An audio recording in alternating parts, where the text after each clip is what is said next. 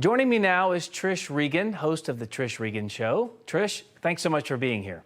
Oh, great to see you again, Hogan. You too. A lot to cover today. 390,000 new jobs were added this month, and that's the 17th straight monthly gain. The White House sells this as a big win because it proves their claim that the economy is actually good.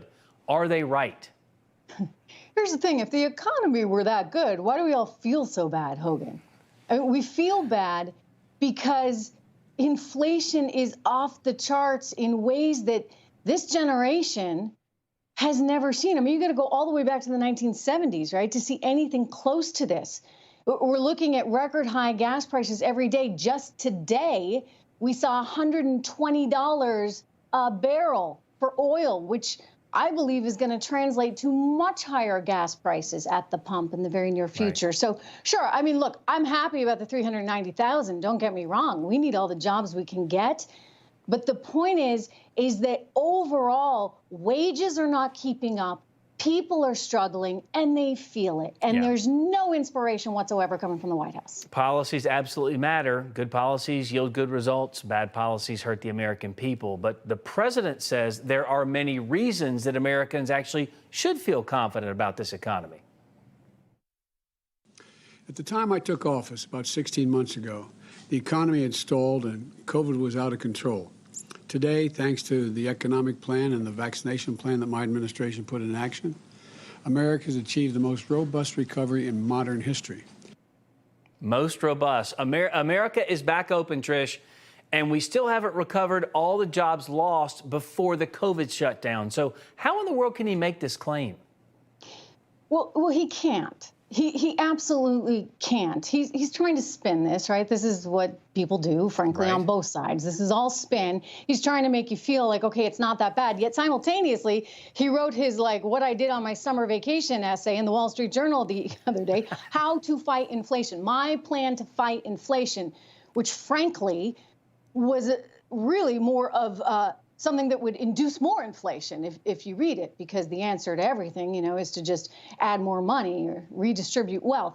Anyway, I think he can't actually say the economy's in a good spot, so he's in a tough spot. Well, and it's just the reality of it. No question. And speaking of false claims, Biden says people have more savings than ever before, which is, of course, completely false. Bloomberg reports Americans' savings rate drops to its lowest since 2008, calling it at crisis levels. Trish, forget Biden's lie for just a moment. We know that's not true. But what's the impact on the American people when they can't save as much money because of inflation? What does that do to the economy, not just personally, but writ large? Oh, well, you know, on a personal level, we already saw a statistic came out this week showing that 25% of Americans, Hogan, are postponing their retirement because of inflation. I think those numbers, maybe that Biden's citing, might be like year-long numbers. You look at what's happened most recently, people are up against it. They aren't saving as much. One of the reasons why you saw a pickup in hiring is because a lot of people are out of money now. There's no more Uncle Joe, Uncle Sam checks in the mail, so they have to go back to work, which I'd actually argue is a good thing for the overall economy. But when people don't have as much money because of inflation, Hogan, everything is suppressed. In other words, you don't go out to dinner maybe on Friday or Saturday night anymore. You don't buy that extra pair of shoes. You don't engage as much in the economy because you're struggling to put food on the table and gas in your car.